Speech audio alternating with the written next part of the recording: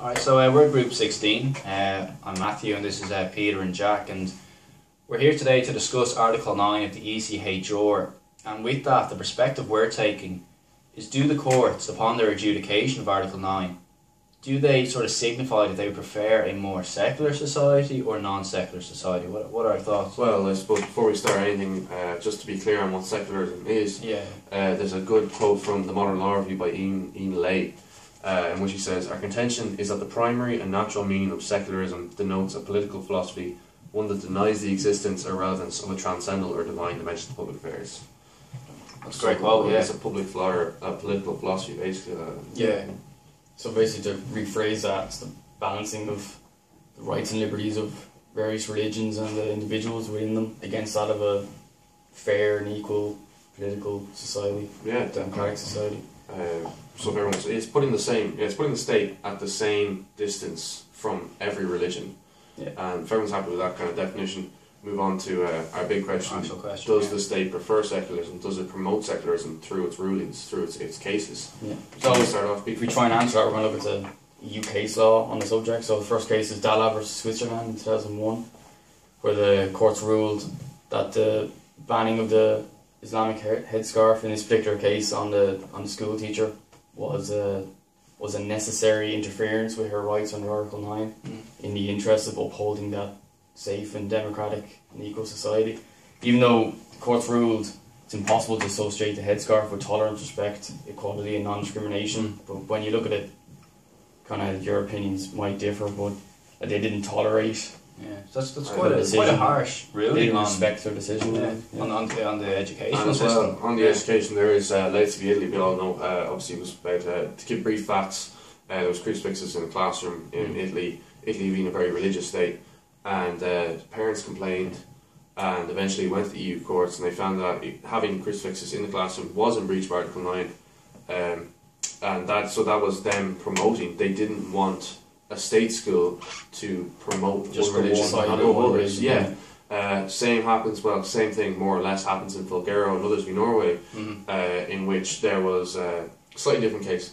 The kids were allowed to opt out of Christianity as a subject, but then they changed the curriculum and integrated the subject into the subject of philosophy as well, so it was all one subject, and they were only allowed to opt out of parts of it, and it restricted their rights, and they were in some ways being forced taught religion, which isn't fair. Went to the EU courts and it was found to be in breach of Article 9. So that's all saying that, like, the state prefers in education anyway. Yeah, certainly. Yeah. When if the state just doesn't have any religious views. As you've seen there, that's a teacher being ruled upon, that's the state being ruled upon, and the actual educational system.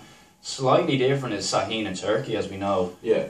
She was a medical student. The ban comes into university that you're not allowed to wear the hijab, or actually Islamic beards as well.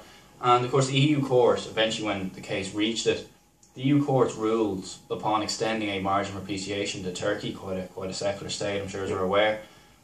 They ruled upon sort of gender inequality and intolerance, and that's where the ban was upheld. And I think that's quite an important ruling, in the fact that, as we said, a teacher being ruled upon, position of authority, the state being ruled upon, of course, they have to be neutral.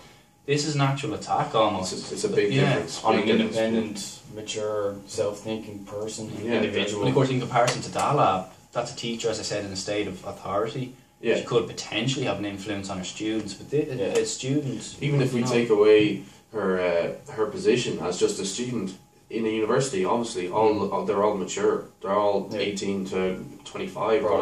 They're all adults, and in the other cases we've looked at, they've all been involving children and possible passive proselytizing kind of passive symbols. So if we were to move outside of the educational sphere, is there secular rulings?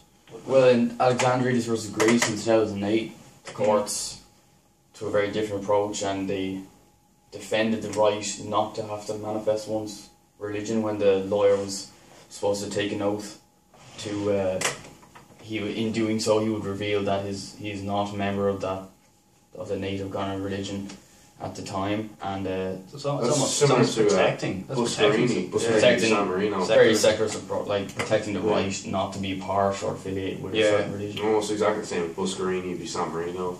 30 members of Congress were elected to Parliament, and they had to take an oath, obviously, as you do in most parliaments and in most like state authorities. You have to take an oath.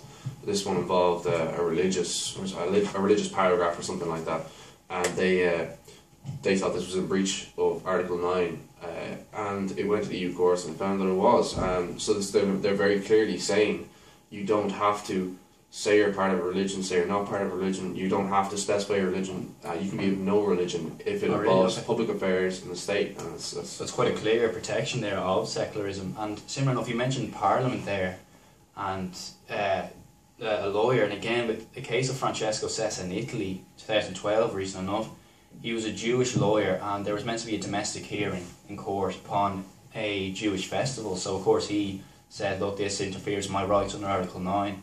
And the domestic courts rejected it, and the hearing went ahead. So he brought a case to the EU court, and there they basically said there was no interference. And the most important thing is actually the obiter dicta, which the court basically says, the EU court says that the public's right to proper administration of justice takes precedence over religious right. So essentially they're taking a religious right in law, and they're putting law ahead of religion. That's the answer to our question almost in a nutshell, that they take the administration of justice over religious right, and public affairs is obviously again and over Parliament, religious right. as you Parliament said. In the educational sector, they're very, very strict on it. In any parliament, anything, they're very strict when it involves the state. They definitely defend secularism. Very. Do you think there's the element that the courts will examine each case on a case-by-case basis and apply the most fairest resolution to each individual case? Seen in Kokkinakis versus Greece, 1993, where the interference by Greece in arresting Mr. Kokkinakis was not necessary in a democratic society. So they defended, that's an example of them defending the religion and its freedoms in particular. Even though he was actually convicted of proselytising. Which is a crime. Which is a crime. They actually defended him and defended his right to... So religion was placed above the law in that particular case. So similarly enough, in the case of here, the Jehovah's Witnesses of Russia, against Russia in 2010, Russia essentially dissolved this Jehovah community. They received no public funds, no state recognition, crucially, and no place to worship. So a case eventually goes to the EU courts, and the EU court actually ruled against Russia and protected this small minority, private private religion, and made them have recognition. Yeah, so if we were to rephrase our question, does the state prefer secularism when it involves the state? I think yes, they do. Looking in at the the public facts, sphere, they certainly do. Whereas if it's private matter, they encourage and they protect people's right to manifest their religion. A very interesting thing we have here now is Dogan and others in Turkey. Now, this case we've all looked at, but it won't be heard until June 2015, so this summer. And to give a brief account of the facts, Dogan represents 203 members of the Alevi faith. They're a small minority Islamic faith, separate from the Sunni Muslims.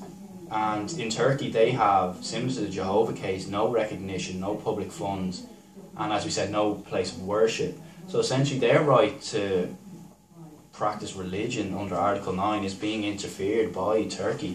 What are thoughts on the verdict? Well, I think it's there's definite grounds for discrimination there if the state is funding the Sunnis, and they're not giving the same. They're not keeping. It's all about keeping the same distance from the state. If they give some X amount of funds to one religion, they have to kind of keep it proportionate to all religions. I don't think they're doing that. I don't think they're giving it state funds, and they're not recognising their place of worship as a place of worship.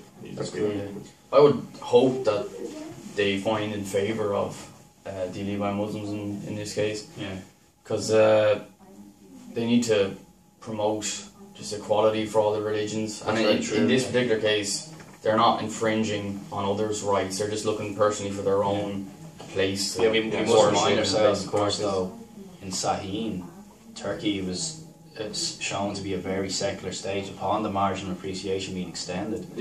So I think was extended here. In this case, them being very secular would mean that they would want to keep equal distance in some ways. So, and as well, if I was to make a counter argument, I have the definition from a law journal review, Nicholas Bratza in 2012, and the courts defined religion as a belief, as something that had a certain amount of cogency, seriousness, cohesion and importance. Now all these things are very vague. It's very easy for someone to set up their religion and say, well, I think it has this amount of importance, I think it's very serious, I think it has all of these factors. Recognition. It's very easy to kind of fault that system.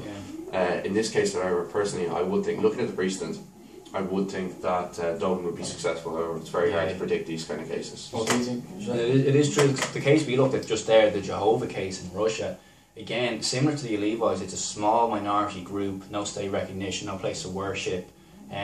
You might say direct interference from the state. So perhaps they will be ruled in favour with that precedent.